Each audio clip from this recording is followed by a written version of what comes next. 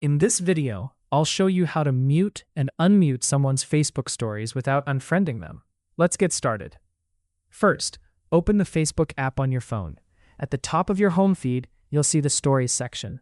Swipe through the stories and find the person you want to mute. Now, press and hold on their story thumbnail. A menu will appear. Tap on Mute Story. You'll see a confirmation pop up. Tap Mute again to confirm. And that's it. You won't see their future stories anymore. Now, let's see how to unmute someone. Tap on the three horizontal lines in the top corner. Scroll down and tap on Settings and Privacy, then tap Settings.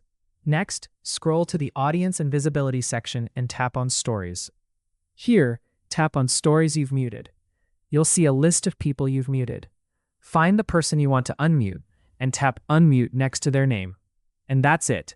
Their stories will start appearing again in your feed. If you found this helpful, don't forget to like the video and subscribe for more tutorials.